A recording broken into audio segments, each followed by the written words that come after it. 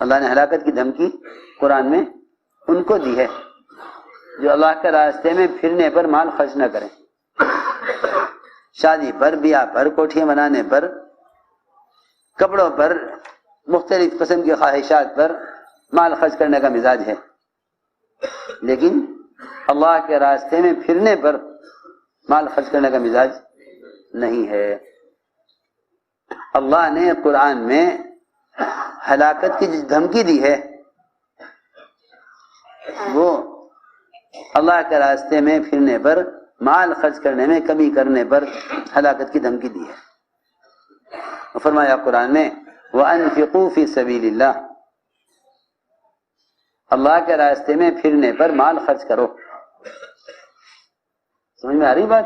دیکھو توجہ سننا کان کھول کر، اللہ کے راستے میں پھرنے پر مال خرچ کرو، اس میں کمی کر کے اپنے ہاتھوں اپنے آپ کو ہلاکت میں مت ڈالو۔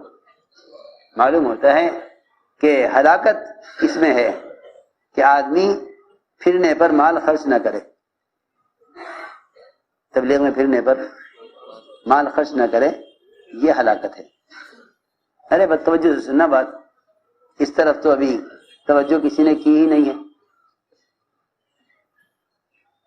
اس طرف تو کسی نے توجہ کی ہی نہیں ہے۔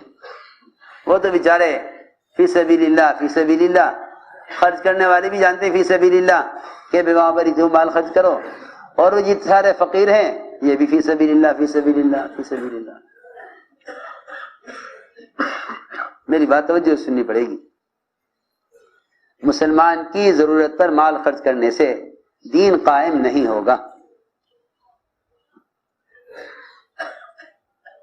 مسلمان کی ضرورت پر مال خرچ کرنے سے دین قائم نہیں ہوگا۔ ہاں یہ ہو سکتا ہے کہ تمہیں مال خرچ کرنے پر اللہ تعالیٰ ثواب دے دیں، اجر دے دیں، اور تمہیں اللہ تعالیٰ اس کے بدلے میں مال دے دیں۔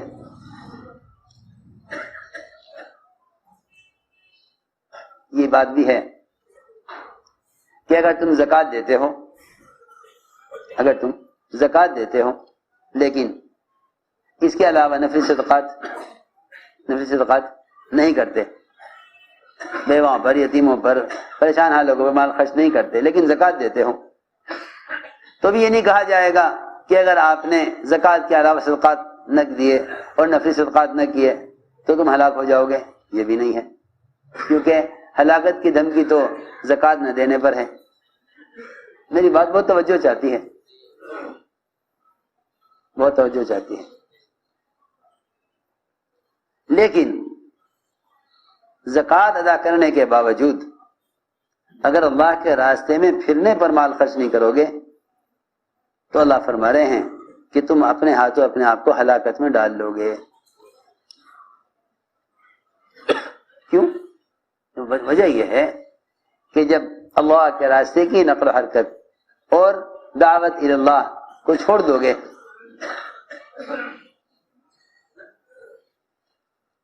اور اس پر مال خرچ کر کے ملکوں میں، علاقوں میں نہیں پھرو گے تو اس سے جو اعتزاز آئے گا اور اس سے جو جہالت آئے گی، اس سے جو بے دینی آئے گی، اللہ تعالی اس کا حساب تم سے لیں گے۔ یہ ہے وہ ہلاکت۔ اب سنو غور سے، فی سبیل اللہ وانفقوا فی سبیل اللہ، اس آیت میں سبیل اللہ سے اس بات کا تعین ہو گیا کہ اس سے اللہ کے راستے کا خروج ہی مراد ہے، اس اللہ کے راستے کا خروج مراد ہے، کیونکہ انصار نے جب یہ دیکھا کہ اسلام پھیل چکا، اسلام پھیل چکا، مسلمانوں کی تعداد خوب ہو گئی، اور جتنے بھی کفار سے مقابلے تھے ختم ہو چکے، اسلام غالب آ چکا ہے اور کفر مغلوب ہو چکا ہے، اور کام کرنے والا عملہ کافی ہو گیا ہے، کام کرنے والا عملہ کافی ہو گیا ہے،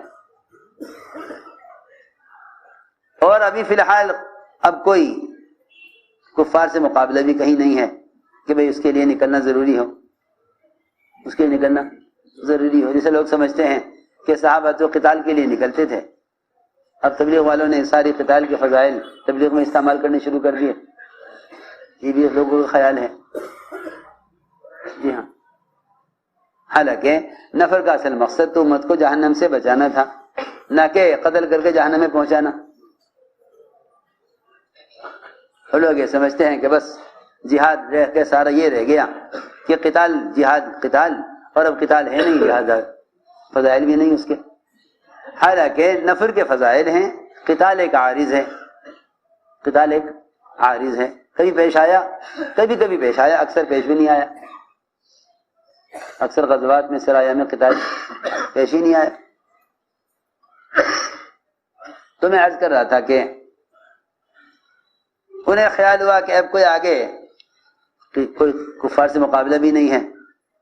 ابو انصاری فرماتے ہیں قد وضعت الحرب اوزارها، کہ اب ہتھیار بھی ہمیں رکھ دیے ہیں، کوئی کفار سے مقابلہ بھی نہیں ہے۔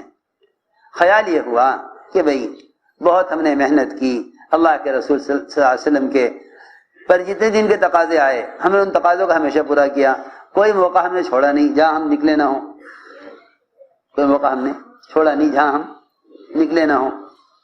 ہم نے اپنی بیوی کو، بچوں کو، کاروبار کو، دکان کو، کھیت کیار کو، کسی کو بھی نہیں دیکھا پلٹ کر دین کے تقاضوں میں، ہمیشہ آپ کے ساتھ پھرتے رہے سفروں میں۔ اب کیونکہ کھیتیاں سوکھ گئی ہیں، مکانات ٹوٹ گئے ہیں، دکانیں بند پڑی ہیں، ہم نے پلٹ کر دیکھا نہیں اپنی کمائی کے اسباب کو۔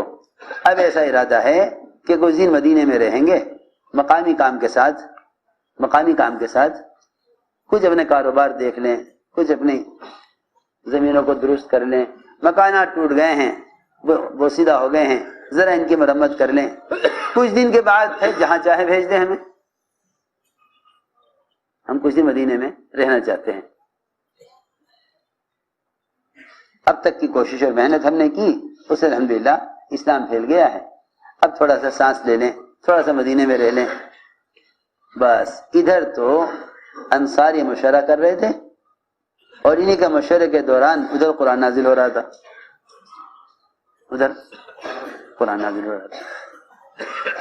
اللہ یہ فرما رہے تھے اللہ کے راستے میں پھرنے پر، اللہ کے راستے میں نکلنے پر مال خرچ کرنے میں کمی مت کرو، ورنہ اپنے ہاتھوں اپنے آپ کو ہلاکت میں ڈال دو گے۔ تو ابو انصاری فرماتے ہیں ہلاکت کو تو ہم سمجھتے ہیں، ہلاکت کیا ہے؟ کون کہہ رہا؟ ابو انصاری فرما رہے ہیں قیامت تک آنے والے مسلمانوں سے کہ اے مسلمانوں سمجھ لو ہلاکت کیا ہے۔ ہلاکت یہ ہے کہ ہم اللہ کے راستے کے خروج کو چھوڑ کر مدینے میں کاروبار کے لیے ٹھہر جائیں، یہ ہلاکت ہے۔ خود فرما رہے، کیوں نہیں پڑھتے؟ آنکھ کھول کے کیوں نہیں دیکھتے؟ حید صحابہ نہیں پڑھتے نا، حید صحابہ نہیں پڑھتے نا۔ ہمیں ابھی تک خبر نہیں کہ مولانا یوسف صاحب علیہ اس کام کو صحابہ کے عمل سے کیسے سمجھانا چاہتے تھے۔ یوں سمجھتے ہیں ثواب کا کام ہے تبلیغ میں نکلنا، اور بھی ثواب کے کام ہے دنیا میں، کیا ضروری کہ یہی کیا جائے؟ کیا ضروری ہے کہ یہی کیا جائے؟ ثواب کے کام تو اور بھی ہیں۔